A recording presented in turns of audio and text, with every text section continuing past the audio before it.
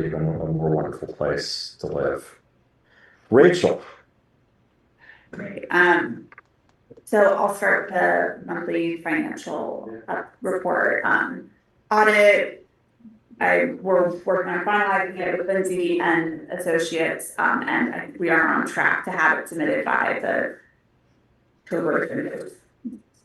We're on track for that.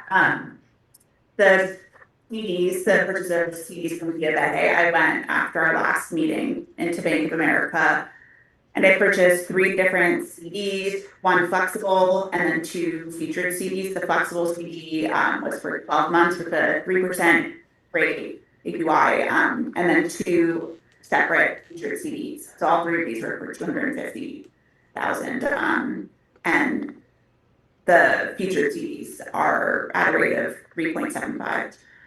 So those, yeah, so I think that would be great. It'll generate additional revenue, money that was sitting in savings otherwise. I will say also, we might want to add, because I was the only one there, so I'm the signatory on it. We might want to add a council member to be a signatory as well. Just yes, yeah, it should be probably actually one of us, I think. I think that makes sense. The easiest way to do it would either to go in person like we did before. You could do like a notary process, but yeah, I would say whoever is going to do it, go in person, and we can add you to the 3 of those. And I am working still on getting all of the other CDs transferred over to me so that, yeah, we can make those changes. Great. So then if we want to just go through the statement of financial position, again, not much change here. You'll see the 3 new CDs reflected there, as well as the other holdings. And we continue to be in this solid financial position in terms of having reserves, but those are reserves that we want to be mindful of because potential capital improvements necessary in the future and that thing. So I will then move to the profit and loss. So if we go to the year-to-date comparison, you'll note that compared to last year at the same time, it looks like our investment revenue was greater. That has to do with just timing of revenues from the previous year that were booked instead in August. So anyway, we're on track. And if you look at the stats, budget versus actuals, our revenue at this point our investment revenue is almost 25% of our total budgeted amount that we have in the budget. So that's good considering where we are in the year. We go down, our income taxes looks relatively low, but I will also note that November is typically our biggest distribution. So we're coming up on that. So again, we're on track. Nothing to worry about here. If we go down to the block party, yeah, it just has to do with what last year was booked in October, but the statement is through September. So again, similar budget and expenditures for the block party. Yeah. Same for insurance. It looks like there's a little bit of a delta there, but that mostly has to do with when our different policies have been billed. There will be a little increase in our workers' comp policy just because of like certain contractors who can have their certificates of insurance need that. So one of our premiums went up, but it's not a significant increase. We go down into professional fees. It looks like there's also for over or high relative to where we were last year in accounting, but again, that has to do with when things were billed, we're on track. I'm not worried. And then legal, I will say that is high this year compared to where we were last year. And it's not just because of the things that I'll say that is an increase that we account for our bills with Ron. Yeah, sure. I imagine they have. Yeah. We've been working with them. It's totally understandable. Yeah, so just something to flag. Yeah, between like the resolution with different updates for our code, charter, and then also just a requests, that type of thing. In fact, we are a little bit up also for landscaping and town maintenance that has to do with, compared to last year, that has to do with replacing the 2 flower boxes in the town, as well as there were a few right-of-way strips. You know, in general, residents are responsible for maintaining their right-of-way strips in front of their house, which is a reminder that I need to deliver to the residents. But there were a couple of strips that needed the town to address it because there was either a tree removed and it wasn't kind of properly put back into shape after the tree was removed, or for various reasons. So we are a little bit higher this year. And then tree work, though, we are down compared to where we were last year because of all of the storms last summer. Anyway, so things are on track, and if there are no huge surprises budget-wise, that is the timeline. For the manager's report, so I'll pause any questions or comments on the financial report. No, it looks good. The block party, again, like I thought it went well. People seemed to have fun. There are a few small things like the food ran out a little bit. Usually the beef or the inflatable vendor, I might look to change that up, but otherwise, if there are any those input that first heard, happy to receive it and put it on the list for next year. Was your point that they didn't provide enough food? No, it was what we had asked for, but I think it just was we underestimated. All right. You know, they were eating more than typical, whatever it was. But Be a good problem to have, but yes. Everything. I mean, there were a few extras in terms of the accoutrements, but the meat itself was ran out. Well, normally that doesn't happen, so. Usually there's leftover to like give to the people also working, and then we didn't have any. And certain council members have gotten not knowing they would. I thought the ice cream truck was particularly good. Yeah. They're very good. Yeah, and They made milkshakes. And thankfully they have 2. I mean, that was a decision made a few years ago that was very wise. Very good decision. And that also tends to be my best estimate of the number of people who attend. So I have it's a back of the envelope. He takes the tallies as people order, but I think we were about 4, took the number down somewhere, but we were up a little bit in terms of the number of ice creams ordered, which I think is relatively good. That's interesting. Oh, that's good. Key indicator. Yeah. Do you have a sense of the number of people who attended and what we expected? We ordered food for 320 about, and then ice creams were, I would say, in the 400s, low 400s. Wow. I don't remember exactly. So I think that I had 4. well, I mean, there are people that I had can one. get some, but That's right. I think we probably landed somewhere between 300 and 400 attendees. That's good. That was wonderful. It's really always good to Well see done. the community out there. That's right. Yeah, I really liked the rentals. It was a new rentals vendor, and they connected us with the bartender, so I thought that went really well. That was People- smart to hire her. She did a great job. And people were very happy with the beer and wine, it seemed to me. Yeah, I think so too. The ticket. And both people were happy with it, and everyone seemed to drink responsibly, from everything I saw. Just gonna walk home. Yes, and if you don't drink responsibly and you walk home and just hurt yourself, that's much less of a concern. I don't mean severely hurt, but make a fool of yourself. It's one thing. Well, it doesn't involve Jason or anything. That's fine. The next item is the truck crash that happened on Woodbine. Just to give an update of where we are with that.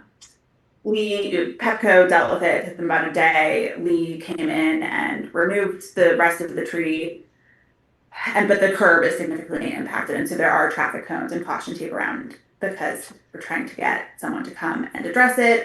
Chamberlain had submitted a proposal that they would minimum price to come out. So there was another curb that I had in there in that proposal, but they aren't going to be able to come out until next week. So there is another contractor, Stanley Concrete. They do a lot of work in the village, and they are able to come out in a couple of days.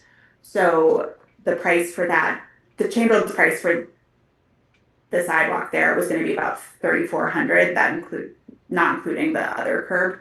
to meet the minimum, but, Stanley, yeah, 3,300, and their one ask to come out so quickly was that they didn't want a huge, like, 2 month delay to get paid, which I think we can do. So if everyone's okay with that, I'm gonna move forward. But to be clear, we're also trying to collect from the responsible party.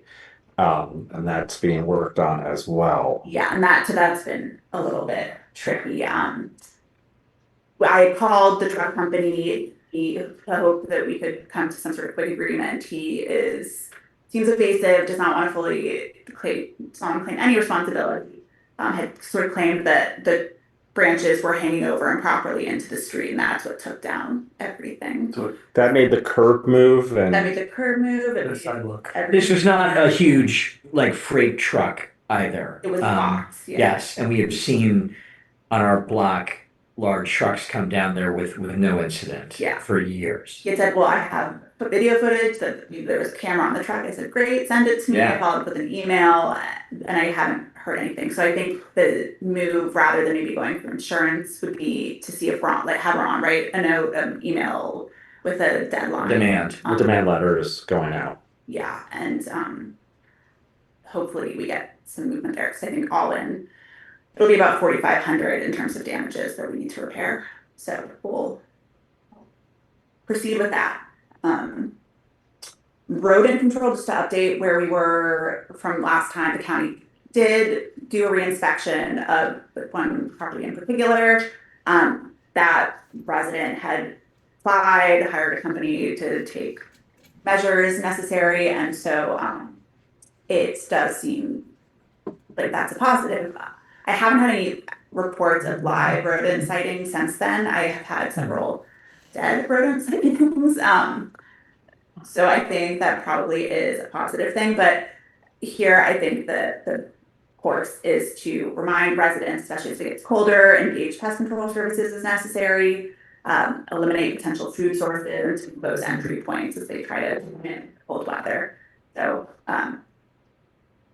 yeah, but one thing that had come up is that we could do is replace our trash cans, our town trash cans. There are 3 or 4 total, like on Brookville and Connecticut. So that would be something with a top that you would have to lift to dispose of something. I think total, this would be an additional like several $1,000s to replace all of them. I think also a downside is you have to like you touch it to throw something away as opposed to just throwing something. Tossing it, yeah. The county, and I talked to the county, I talked to our trash contractor, neither seemed to think that this was a significant, like those trash cans are a significant source of rodent food. And there's an aesthetic element there, like big boxy metal cans that aren't very aesthetically pleasing. Obviously, if this was a huge source of rodent food, I would say it's worth it, but it's just something to consider. It's a project and it will cost money if this is On that point, Rachel, would it cost money to remove the current cans that we have that are open? remove them altogether. Yeah, and replace them with something, that's another cost to consider perhaps. And have we had any instances or reports of rodents trafficking within those cans? No sightings around the cans, and I'll note that the I've never seen one, Yeah, and the sightings mostly have been, I mean, the epicenter being sort of Underwood Street, like the block that's closest to Brookville, so that's 2-3 blocks away from the closest trash can. Yeah. Okay. So I would say it's something we can keep in the back of our mind, but my recommendation would probably be, I don't know if it's something we need to move on right now, given the feedback from the county or trash contractor. I don't think that we have enough of a factual basis to make Right, that. it seems like, to spend money on something with other problems that may not even address the issue we're concerned about seems not the wisest decision. All right, so that is good. Leaf vacuuming. So we are in year 2 of a 3-year contract with these. They're going to start on Monday, the 20th, and it'll run through December again. And they'll start on Williams before hopefully the construction gets up. And so I connected them with the WSSC contract so they can do the vacuuming this week. On that note, WSSC on Williams, they finished all of the pipe work, the manhole work, and now they're going to start the concrete on Monday, and they'll be posting notices on Thursday and Friday. No parking notices. So that'll take 1 to 2 weeks, and then there'll probably be a week or two lag before they do the asphalt. So I think probably all in like 1 to 2 months away from totally having a nicely paved Williams that's ready to go. So, free tree program, that's the next thing. We are up and running. So we have a little over 30 private tree requests, and we also do replant public trees at this time. So the Tolbert thinks about 6 public trees will need to be replanted, including the one on Woodbine that got hit by the truck. So the deadline to request is the 17th, and I'll send a reminder to everyone for Friday when that is. The next thing is the Brookville Sidewalk project that Martin's Edition is undertaking. Some of you may have heard about it. They have resources up on their website if you look at what their most recent newsletter, and there's also a big packet up there, but they are embarking on a sidewalk project to make the sidewalks ADA compliant, to make them wider, more passable. The new with the strollers, and if you want to walk, feel safer about it. So they're going to start. They went through it. It's been like a 2 or 3 year project for them. This is obviously a big thing. They're working with Jason Azar, who we also work with. They are hoping to start next month or 2, it sounds like, but they're going to be giving us more notice and letting us know when they have an exact date. But they are only going to be working during non-rush hours, so I think it's 10:30 to 3. They'll be working, maintaining 1 lane of traffic during those hours, and they're hoping it'll take 1 to 2 months. So,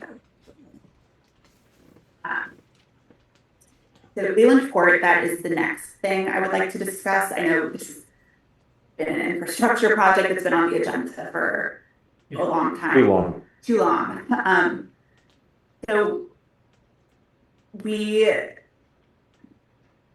was budgeted for $240,000. This quote probably came from 2022 or 2023 when the project was first entertained, and the team was talking to DNF, which was a contractor that has a writable contract. As I have, DNF was unresponsive, as we talked about for the last couple of months. So I moved on to try to look at if there were other writable contracts that we could use to get Leland Court underway. And Chamberlain, who we do work with on other projects and has done good work, they're responsive. We started working with them to see if we could ride their MCPS contract. And the proposal that they came up with is like upper $300,000 range, which is significantly more than we had thought. And, I mean, if you adjust for in 2022 a $240,000 price tag, it's still cost of goods or materials that increases plus inflation, but still it seems like a big project to do. And before we move forward with either using a writable contract or putting out going through a competitive bidding process, I wanted to bring it to the council so we could all discuss, like, is this which venue or which route are we going to take, or should we go through the process of doing a writable contract or putting it out for competitive bidding? So. I can start. It appears to me that the need is still there. So I think it's important to reprise that, and the work needs to be done in the neighborhood. So I think we start with that as a baseline understanding. From my perspective, it is not optional, and folks have been wanting to see this resolved.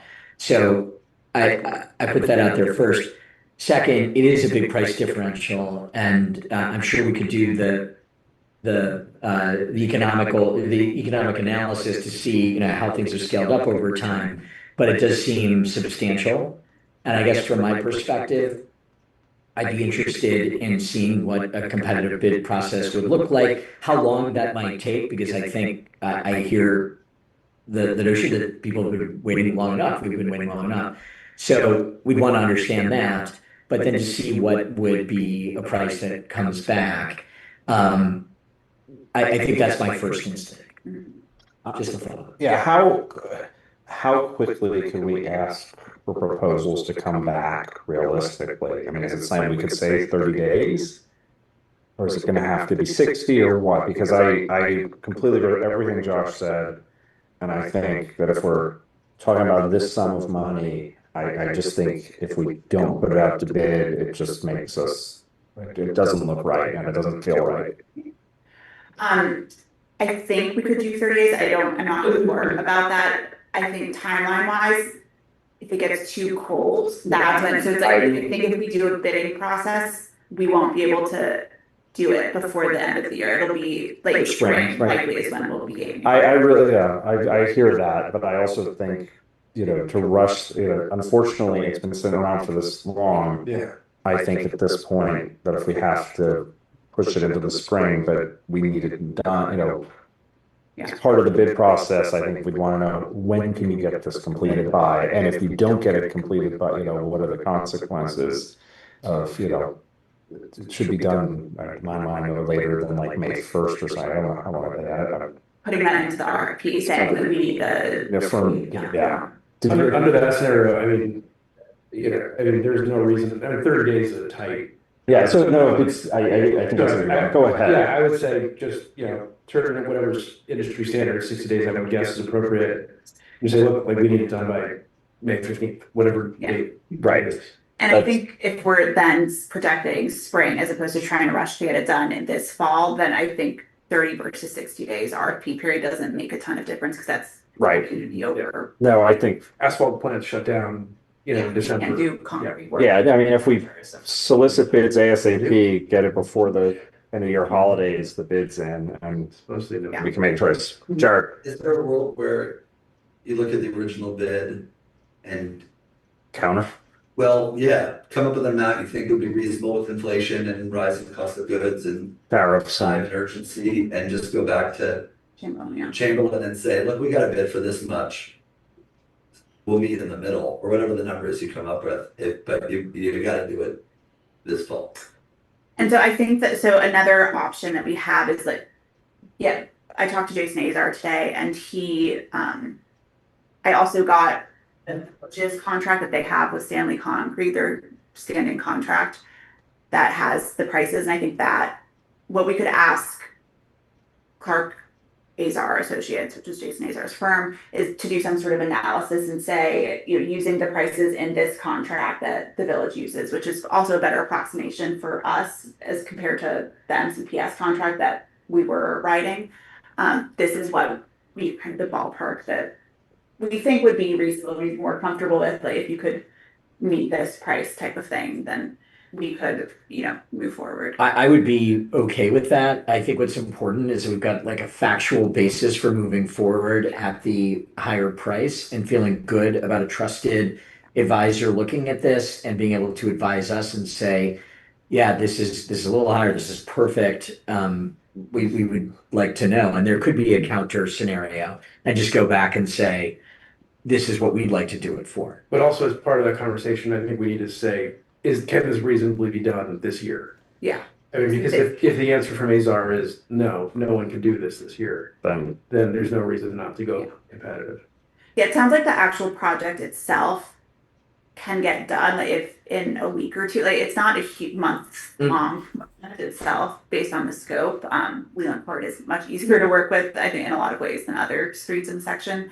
But I think that's I agree. If we're going to be waiting until spring anyways.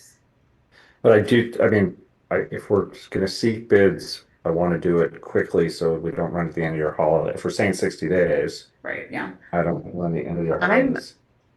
probably the potentially dissenting view on that. I think it is a very large delta between the original bid, but my understanding from you is Jason Azar thought the original bid was probably artificially low. Yeah. And so I do worry with various labor shortages and various tariffs and things that are going on, that it's just a very expensive time to do things. And I do think, I just want to say for the record, I think these Leland Court residents have been super patient with us. And I think some of them are waiting on their own personal, doing changes to their own properties until, they've been very patient and good. So I worry a little bit that we go out to a competitive bid and we don't end up with a bid that's essentially a lot lower, given all of those circumstances. But saying that, it also, I agree with there's a lot of hand wringing going on when you get a bid that is, of multiple percentages higher than you expected it to be. I mean, I think it's unfortunate that DNF went away. I think that's part of the problem. I'm not sure why, but we had to go with the second.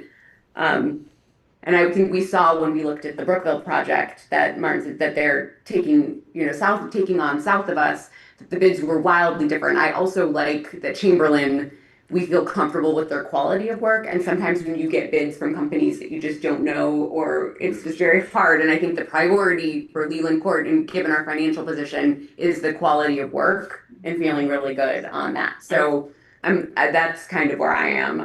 I don't object to trying to get the costs down, but I do have all of those concerns. And just to note, in prior situations, we've not always gone with the lowest bid. Right. And if it were something that it was a difference of $10,000 or $20,000, Yeah. and we liked the company that was higher, we'd go with the higher number. But if all of a sudden one place came in 100,000 less, I think, unless do a little due diligence. But if we felt they were competent and could get it done, I think it would make sense to save the money. I'm pretty motivated to see what they say, what Azar says, right? And Do an analysis. Stanley. How quickly could that be done? yeah, how did it? I think Jason said that he could have someone do it next week, probably. Okay. Let's I think that definitely- feels that. Yeah, I see no harm in That's that. worthwhile. Yeah. And then how fast would it be to get them spun up? Let's say they come back and it's a price that we're actually comfortable with based on this factual basis. How quickly do you think they could? Chamberlain sounds like I talked to him today, and he still, they can get it done this. Before the winter? Yeah. Okay, yeah, all right. Okay, so I will ask Jason to go ahead and do that analysis as soon as possible, and then I'll, And I get it, it's a big difference. Treasurer Rachel and I have been looking at the books, and Yeah. these are not things that we take lightly by any stretch.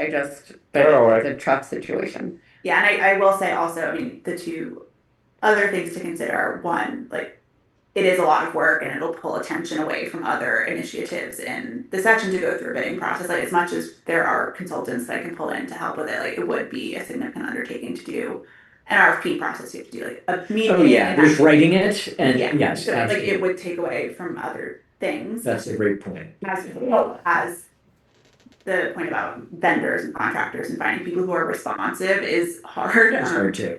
So, and Chamberlain has been working with us, and I haven't gone back and tried to negotiate yet. I wanted to get a read on that. Yep. Look, beyond understanding that factual basis, the convenience, the premium may well be worth it, Yeah. right? Once we learn more. But once get the ASR, I think that Yeah. everyone's in agreement there. So I'll move forward, get the AZAR estimate of sort of a ballpark, adjusting for inflation, all those things, what would be a more comfortable price, and we'll go back to Chamberlain and see if there's anything they can do. Yep. Yeah, and also just Lee will be doing the trees also, so that is a quote, it'll be under 14,000 or so to take down the 6 replant. trees. Okay, and then They'll take down the trees, grind the stumps, and then we'll plant, we haven't figured out what. so that's not part of the, okay. Yeah, That's so not trees how. aren't part of the Chamberlain, but the trees Lee will do. Okay. Because we know, again, we don't know who Chamberlain would hire to do it, and we know we Yeah. do the work, so. Okay. So, Williams, I already addressed, directory, I know that I would love to have got, to get it out soon, it It's hasn't okay. happened yet, yeah, hopefully, I honestly, and realistically, I think maybe in the winter sometime, I hope. So it might have a 2026 date on it, but it's on the list. The newsletter also, I think I'll get a draft out to the council next week. So Right. you can look for that. Michelle, also another update, we are gonna continue working with her through the 2026 legislative session. There are 5 other municipalities that are gonna continue working with her. One dropped out of the consortium, that's Martin's Addition. They don't have frontage on a corridor. Yeah, instead they're gonna work with Ron, I think, in other ways to monitor things, but I think everyone else is continuing with the work. I think that's important. So great to know too. Rolling Acres, we signed the 3-year contract with them that we discussed last meeting for the snow removal. And just to remind people, the contribution policy is on the docket. I think once we get some of these other election, building regulation things underway, we can revisit that, but it's in the lane waiting to go. Permit parking, I have mentioned this, but I shared the PDF in an email. There are website updates going on, and probably for the next couple of months, it won't be able to be on the website. But if you look at Martin's Editions website, they have a nice way that they lay out different resolutions, policies, when things are passed. So my goal is to, once those website updates happen, to have a refreshed page where that is displayed easily. But until now, I shared it. It's available for anyone who's asked about it. And that's all in accordance with. And just to reiterate, nothing has come into effect other than the ability for us to put in parking rules that we wanted to and did through the normal legislative process. It would be a resolution to amend the code. Yeah. Right. Which would require notice and. Yeah, notice, public comment, all of that. Full process. Yes. So the tree removal permits, there haven't been, there's one that I will probably issue tomorrow, but none since the last meeting, and then 3 building permits since the last meeting. One building permit, 1 dumpster permit, and then the Rainscapes project. Other than that, is there anything else? Yeah. Rachel, remind me the status on the lack of equipment for the curb painting. Yes.